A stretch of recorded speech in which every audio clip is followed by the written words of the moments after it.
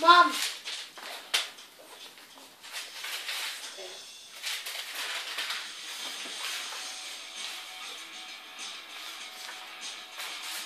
There we go.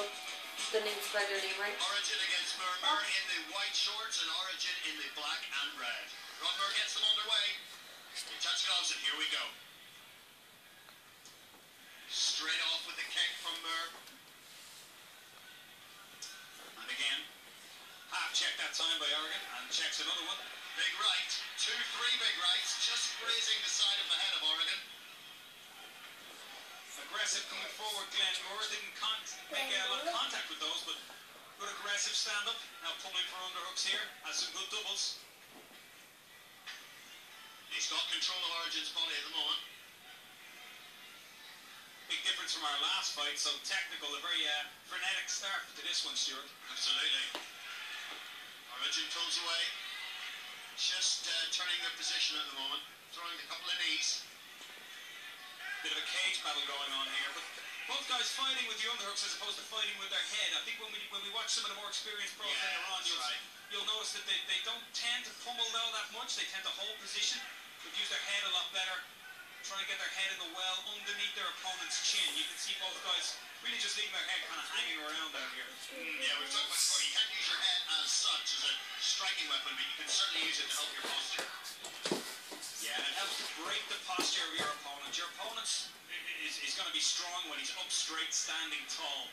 When you're able to bend him down, use your head to drive him down, as indeed, just there, before it was starting to happen, and Glenn Moore was starting to try and pummel his head in with on advice from his corner. Rod Moore, no relation to Glenn, I assume, has broken him up. Moore with the tattoos just coming forward slightly. Origin the black and red. Just waiting for the opening. Last time out, Moore threw big strikes. Moore drops his hands. Leads with the push kick. Nice teep to the body there and gets through with the right too. We got a little busy then and Origan able to step away. Yeah. That's actually quite nice from Moore. He's throwing punches and then just moving out of the way of the counter. Able to avoid damage, avoid getting hit. Yeah, Origan versus half the battle.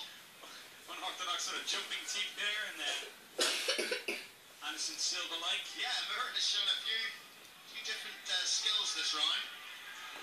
Some good range as finally Origan able to push forward for the first time in the bout. Lands a couple of shots on Glenn Moore. Yeah, Glenn Moore then just grabs him and says enough of that. Let's just push up against the cage. And again, Moore with his head on the wrong side here. Needs to try and pull his head to the side of his underhook. Otherwise you give your opponent a chance to do just what Johnny Origan just did, which is turn away. As you can see, it's really Moore has the best arm position here, Stuart, but just no force with his head. Like I was saying, if your opponent's able to stand up straight like that, then you're really not doing a good enough job in the clinch. And there's the end of the round. Alright, we need to get to the bottom of this. Is it Origan or Origin? What's the origin of his name? I believe the origin of Johnny Origan's name is Origan. And from now on, I shall stick with Origan. It looks like they were actually explaining Johnny there about head position. I mean, you can't hear what the corner was telling him, but it almost suggested that he needed to get better head position when he is in those clinch situations. I think Glenn the same. Just to explain to the viewers at home who may not know what we're talking about, we were talking about getting, when they're in that clinch position, trying to get your head almost underneath your opponent and drive his head over to the side and upwards underneath his chin. And what that does is it breaks his posture. If you think about standing upright, if you lift weights in the gym, everybody will know how important your posture is. You couldn't lift a heavy weight bent over to the side. You just couldn't do it. Likewise, if you try to do a pull-up with your head cocked at one angle, you wouldn't be able to pull yourself over the bar. It just makes your opponent weaker, it gives you a better position, knocks them off balance, and you're able to dominate that clinch position much, much more. Neither guy has really done it to any effect in this fight so far, and that's why we've seen that stalemate in the clinch exchanges. So we're back to really the stand-up battle at the moment, and Moore does seem to be the one pouring forward and throwing the bigger strikes and avoiding damage from Origan. Yeah, Origan hasn't really got off first yet. I think we saw a couple of times in the first round, he really was able to throw a couple of strikes. Yeah. And the other thing is, he tends to just cover up. But manages to take Moore down. Well, Moore threw a lazy kick that time. Did. And he gets punished for it. has a guillotine position, but it's not really all that tight in that half guard position. Really needs to get back to full guard. It's really just suppressing his opponent here now. This is all it's doing. And in fact, if Johnny Origan is able to pass that half guard, it can turn out to be a major disadvantage. So Origan still being held by Murmur, trying to push his hips up, really trying to squeeze, but to get the submission.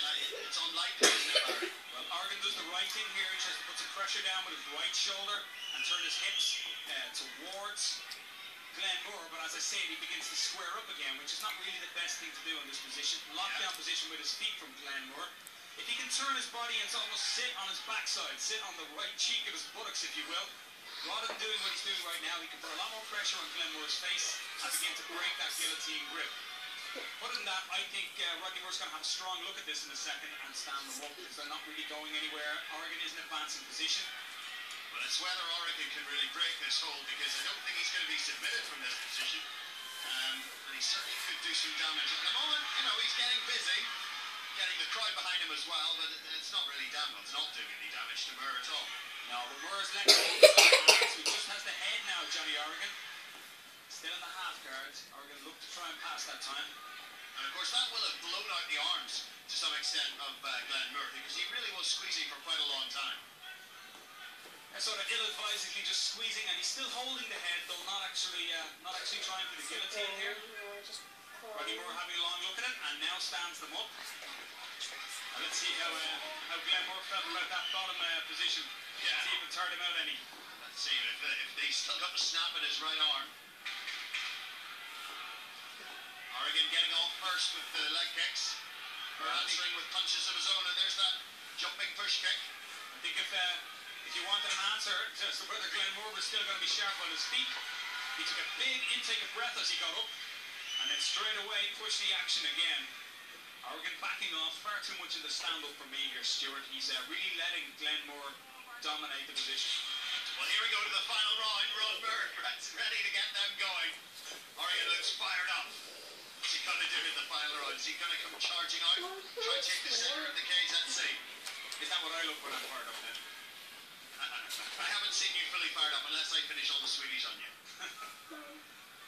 Well, it's been an interesting fight. It's hard to say how the judges will score that second round. Certainly, Origan spent a long time on top, but didn't necessarily do any damage. A long time on top, getting his head squeezed, really. Yeah, threw some shots to the body. He did. Again, Glenn Moore gets through with another right hand. Oh, but he slipped again. He's got a chance to get up if he can. But Origan is going to look to take the back here. Moore has to be careful. And he gets up to his feet effectively. Well, I just don't know why Glenn Moore is going for any takedowns. He's doing so well in the stand-up position. Yeah. Origan looks for a single leg, but doesn't circle off and ends up getting his head stuck and has to let it go. And Moore thought about a guillotine there again, and I think looked at his corner and kind of said, no, save your gas tank. Here he is again. Bad head position by Johnny Origan with the underhook. He needs to get his head into that well. As you say, if the corner were advising him to do it, he certainly hasn't followed that advice. And he's giving up this position here now. So he has I was going to say he has good cage position, but he lost it just for a second. He's certainly all over Glenn Moore. He's not giving him a moment to breathe or to relax. Moore does look tired. Well, I don't want to keep harping on about it, Stuart, but here Johnny Origan has his right underhook in. He needs to get his head on the other side of Glenn Moore's head, to where he has it to put some pressure on. Instead, he's just leaving his head sort of dangling there. And that's what's giving Glenn Moore the opportunity to put his arm around, wrap his arm over Johnny Origan's head, and they can think twice about the takedown attempts, just in case he gets up the guillotine. I think we're going to be separated here. Yeah. Moore steps in.